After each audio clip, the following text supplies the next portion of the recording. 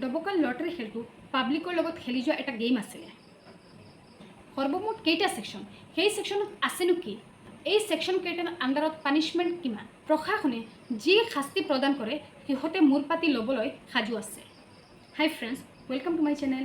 মই এডভোকেট ৰশ্মি সিদ্দিকা আৰু আপুনি চাই আছে ল ষ্টেণ্ড পইণ্ট। ফ্ৰেণ্ডছ, আপোনালোকে নিশ্চয় জানে যোৱা দুদিনত দুটা ভিডিঅ' আপলোড কৰিছিলোঁ, যিটো আছিলে ডবকাল লটাৰী খেলৰ ওপৰত।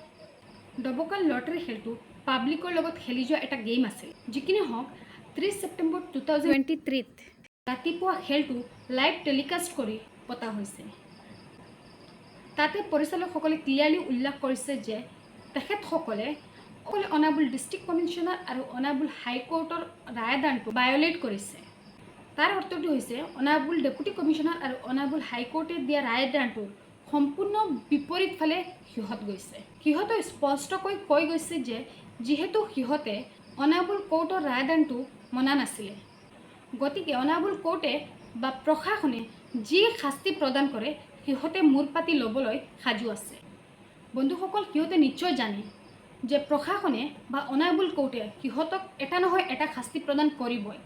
আৰু খেলটো পতাৰ পিছত এই কেছটো যমুনামুখ পিএছৰ দ্বাৰা ৰেজিষ্টাৰ হৈছে বুলি আমি সকলোৱে গম পাইছোঁ। কি ছেকশ্যনৰ আণ্ডাৰত লটাৰী খেলৰ কেছটো ৰেজিষ্টাৰ কৰা হ'ল, সৰ্বমুঠ কেইটা ছেকশ্যন, সেই ছেকশ্যনত আছেনো কি, বা এই ছেকশ্যন কেইটাৰ আণ্ডাৰত পানিছমেণ্ট কিমান, আহক আমি এটা এটাকৈ চাই লওঁ।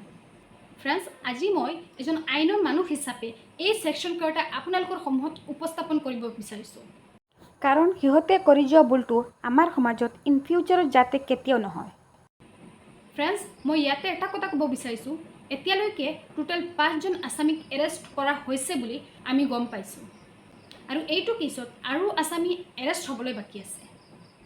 এতিয়া কথাটো হ'ল, আহক কি ছেকশ্যন এড কৰা হ'ল। মই জানিব পৰা মতে এতিয়ালৈকে টোটেল 4টা ছেকশ্যন এড কৰা হৈছে। Number 1 section 120B of IPC, number 2 section 294A of IPC, number 3 section 420 of IPC, আৰু number 4 section 468 of Indian penal code. এই 4টা ছেকশ্যনত আচলতে আছে কি, আহক আমি IPC হিচাপত এই ছেকশ্যন কেইটা চাই লওঁ। এয়া হৈছে মোৰ হাতত IPC। পোনপ্ৰথমত আছে section 120B of IPC। Section 120Bত ক্লিয়াৰলি উল্লেখ আছে পানিছমেণ্ট অফ ক্ৰিমিনেল কনস্পাইৰেচি। এতিয়া কথাটো হ'ল, ক্ৰিমিনেল কনস্পাইৰেচি কি? ক্ৰিমিনেল কনস্পাইৰেচি হৈছে কোনো এজন ব্যক্তিক ক্ৰাইম কৰিবলৈ উৎসাহ যোগোৱা। যিজন ব্যক্তিয়ে ক্ৰিমিনেল কনস্পাইৰেচি কৰিবলৈ উৎসাহ যোগোৱায় সেইজন ব্যক্তিক 6 মাহলৈকে পানিছমেণ্ট হ'ব পাৰে আৰু লগতে ফাইনো হ'ব পাৰে বা দুয়োটা হ'ব পাৰে। এতিয়া কথাটো হৈছে section 294A of Indian penal code. Section 294 of IPCত আছে কিপিং লটাৰী অফেন্সেছ। ষ্টেট গভৰ্ণমেণ্টে অথৰিটি দিয়ে এখন লটাৰীৰ কাৰণে এখন ঠাই থাকে য'ত লটাৰীক উদ্দেশ্য কৰি ব্যক্তিগত স্বাৰ্থ জড়িত হৈ থাকে, তেন্তে সেই ব্যক্তিজনক 6 মাহলৈকে জেল হ'ব পাৰে আৰু লগতে ফাইনো হ'ব পাৰে বা দুয়োটা, জেল আৰু ফাইন দুয়োটা হ'ব পাৰে। নম্বৰ 3 আছে ছেকশ্যন 420 অফ IPC। ছেকশ্যন 420ত আছে cheating and dishonestly inducing delivery of property. প্ৰতাৰণা আৰু প্ৰলোভন দি কোনো প্ৰপাৰ্টি বা ডাঙৰ এমাউণ্ট এটা বেয়া উদ্দেশ্যে বেলেগক দিয়ে বা ধ্বংস কৰাৰ চেষ্টা কৰে, তেন্তে সেই ব্যক্তিজনক 7 বছৰলৈকে জেল হ'ব পাৰে আৰু লগতে ফাইনো হ'ব পাৰে বা দুয়োটা হ'ব পাৰে। আৰু লাষ্ট ছেকশ্যনটো হৈছে ছেকশ্যন 468 অফ IPC। ছেকশ্যন 468ত আছে ফৰ্জৰী ফৰ পাৰ্পাছ অফ চিটিং। যদি কোনো ব্যক্তিয়ে চিটিং কৰাৰ উদ্দেশ্য ৰাখি বেলেগক প্ৰতাৰণা কৰে, তেন্তে সেই ব্যক্তিজনক 7 বছৰলৈকে জেল হ'ব পাৰে আৰু লগতে ফাইনো হ'ব পাৰে বা দুয়োটা হ'ব পাৰে।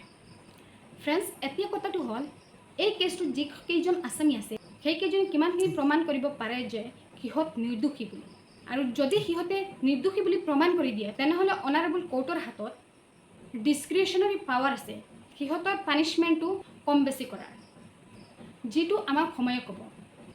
গতিকে আমি সময়ৰ কাৰণে অপেক্ষা কৰাটোৱেই ভাল।